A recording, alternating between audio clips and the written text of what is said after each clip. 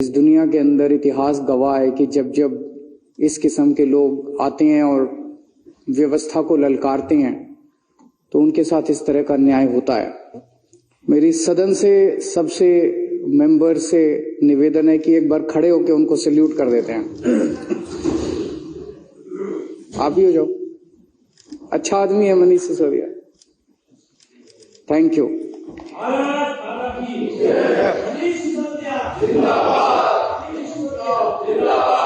LG साहब ने दिल्ली सरकार के कामों का उल्लेख किया।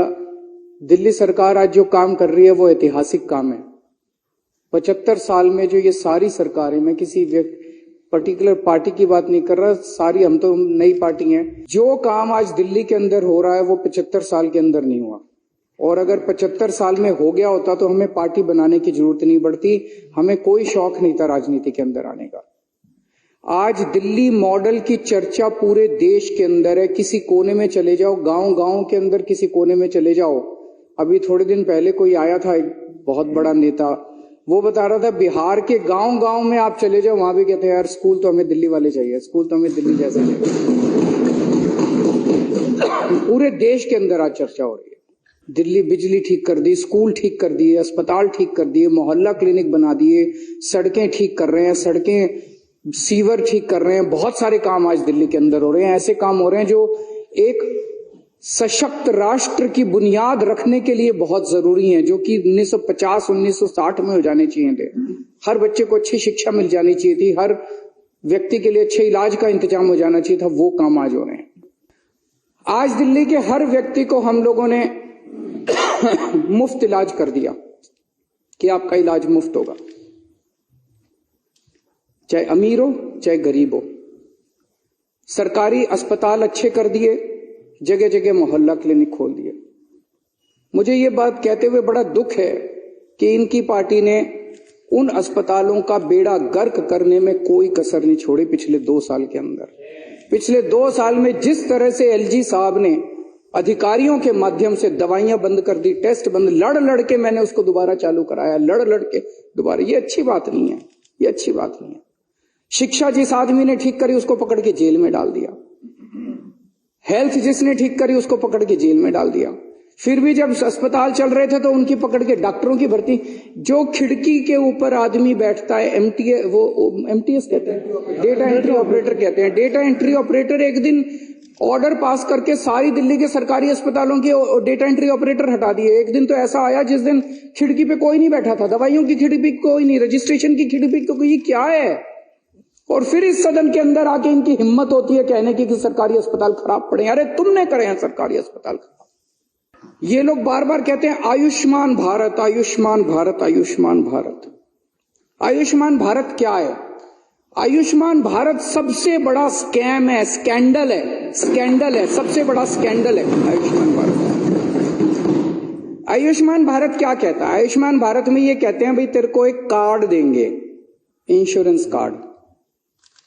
वो कार्ड लेके आप किसी भी अस्पताल में चले जाओ, आपके परिवार का एक इंडिविजुअल परिवार का साल में 5 लाख रुपए का इलाज मुफ्त होगा।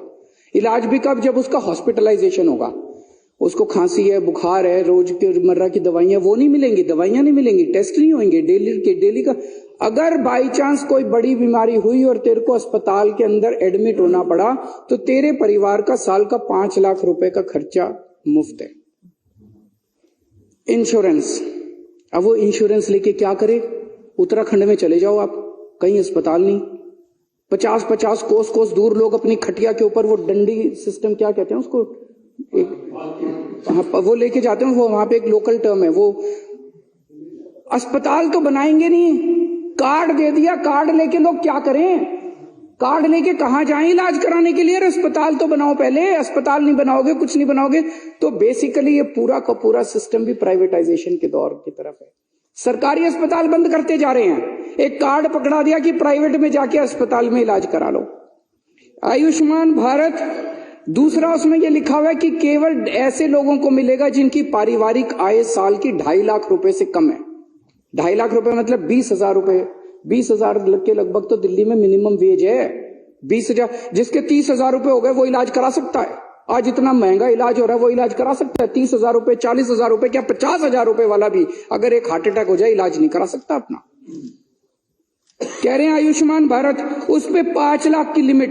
दिल्ली के अंदर का जो मॉडल है, मैं पहले आयुष्मान भारत बता, उसमें यह भी लिखा है सरकारी अस्पतालों को पैसे लेने पर। दिल्ली में हमने सारे सरकारी अस्पतालों में सारा कुछ फ्री कर रखा है, सब कुछ मुफ्त है। इसमें आयुष्मान भारत में कंपलसरी है, हमारे पीछे पड़े हैं इसको लागू करो कि सरकारी अस्पतालों के अंदर भी हर सेवा के पैसे लेने पड़ेंगे आपको, हर चीज के पैसे लेगा सरकारी अस्पताल। फिर उस आदमी के ऊपर है वो सरकारी में जाए कि प्राइवेट में जाए, जहां जाएगा उसको 5 लाख रुपए तक का, सरकारी में भी 5 लाख तक का फ्री मिलेगा, प्राइवेट में भी। अरे हमने तो सारा ही फ्री कर दिया सरकारी के अंदर, हम 5 लाख की लिमिट क्यों लगाएं?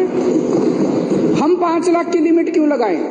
आप कहते हो कि सरकारी अस्पताल में पहली बात तो हम पैसे लेंगे, ब्लड टेस्ट लेंगे तो पैसे लेंगे, दवाई लेंगे तो पैसे लेंगे, डॉक्टर जो बैठा है उसकी जो कंसल्टेंसी चार्ज लेंगे, और वो 5 लाख रुपए तक। हमने तो सब कुछ फ्री कर दिया, सारों का फ्री कर दिया। ये कहते हैं 2.5 लाख रुपए की इनकम वालों को देंगे, हमने तो सारे अमीर गरीब सबका फ्री कर दिया। तो तुम्हारी आयुष्मान भारत अच्छी है, हमारी केजरीवाल मॉडल अच्छा है।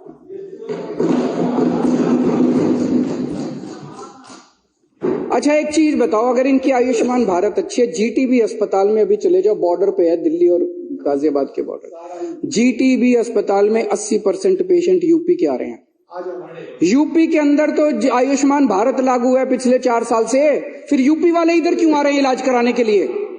यूपी के अंदर आयुष्मान भारत क्यों नहीं चल रहा? इधर गुड़गांव की तरफ चले जाओ, उधर चले जाओ, उधर फरीदाबाद की तरफ से सारे हरियाणा वाले इधर आ रहे हैं दिल्ली इलाज कराने के लिए, और वो प्राइवेट में नहीं आ रहे, सरकारी में आ रहे हैं, क्योंकि सरकारी में 5 लाख की लिमिट नहीं है, जितना मर्जी इलाज करा लो। अरे पूरे देश का बोझ उठा रखा आज दिल्ली वालों ने, दिल्ली के लोगों ने। ये बेचारा नजफगढ़ के अंदर, वो पूरे हरियाणा के लोग हैं, सारे हरियाणा के लोग नजफगढ़ के अंदर, हरियाणा वाले। अरे आयुष्मान भारत लागू है, वो इधर क्यों आ रहे हैं फिर इलाज कराने के लिए? और इतना भ्रष्टाचार है अध्यक्ष महोदय, इतना भ्रष्टाचार है। ये सीएजी की रिपोर्ट है, सीएजी ने आयुष्मान भारत का सितंबर 2018 से 2021 तक का उन्होंने जांच करी, 964 अस्पतालों की जांच करी, 161 जिले, 28 स्टेट्स एंड यूनियन टेरिटरीज।